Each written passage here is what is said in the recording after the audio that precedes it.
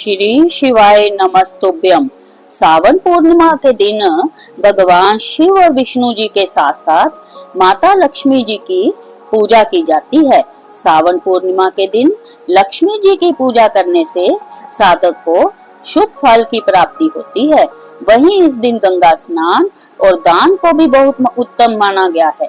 सावन मास की पूर्णिमा तिथि पर व्रत रखने से और विधि पूर्वक लक्ष्मी जी की पूजा करने से साधक पर सदा लक्ष्मी जी की कृपा बनी रहती है। इस दिन व्रत कथा का पाठ करना भी बहुत ही शुभ फलदायी माना गया है। आइए सुनते हैं श्रावण पूर्णिमा व्रत कथा। प्राचीन समय की बात है। एक नगर में तुंगध्वज नाम का एक राजा राज्य करता था। उस राजा को शिकार करने का बहुत ही शौक था। एक दिन राजा जंगल में शिकार करने के लिए गया। शिकार करते करते जब वो थक गया तो एक बरगद के पेड़ के नीचे अपनी थकान को दूर करने के लिए विश्राम करने लगा। उस जंगल में राजा ने देखा कि वहां पर बहुत सारे लोग मिलकर भगवान सत्यनारायण की पूजा कर रहे हैं। राजा अपने अभिमान में चूर था।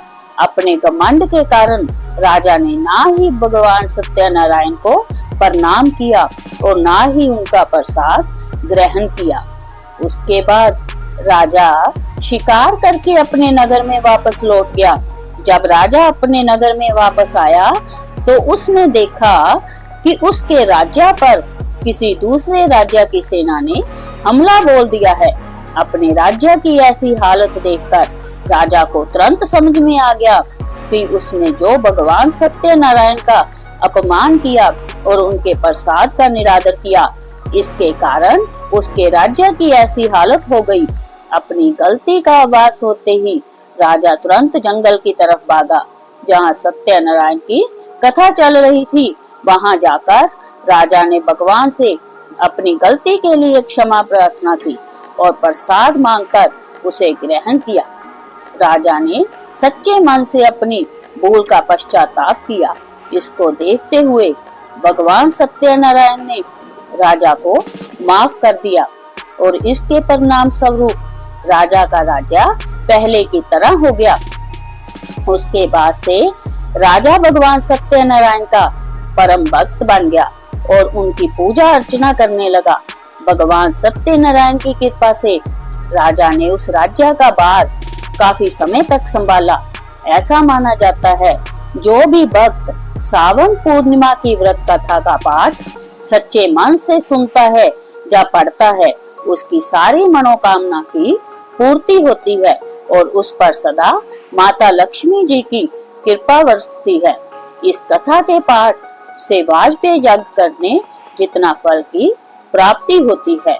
कहते हैं सावन पूर्णिमा के दिन जरूरतमंदों और गरीबों को अन्न, वस्त्र और धन का दान करना अत्यंत शुभ माना जाता है। ऐसा दान करने से व्यक्ति को अपार पुण्य फल मिलता है और भगवान शिव की विशेष कृपा प्राप्त होती है। गुड़ का दान सावन पूर्णिमा के दिन विशेष फलदायी माना गया है। शास्त्रों के अनुसार गुड़ का दान करने से जीवन की कठिनाइयां कम होती हैं और व्यक्ति के रास्ते से सभी प्रकार के विघ्न और बाधाएं हटती हैं। तिल का दान भी सावन पूर्णिमा पर अत्यंत शुभ होता है। तिल को पवित्र माना जाता है और इसका दान पितर दोष को कम करने में सहायक होता है। दीप दान का महत्व भी इस दिन अत्यंत माना जाता है। सावन पूर्णिमा पर शिव मंदिर में दीप जलाने का विशेष महत्व है। दीप दान से न केवल भगवान शिव प्रसन्न होते हैं बल्कि जहरीन से मुक्ति दिलाने और मानसिक तनाव कम करने में भी मदद करता है।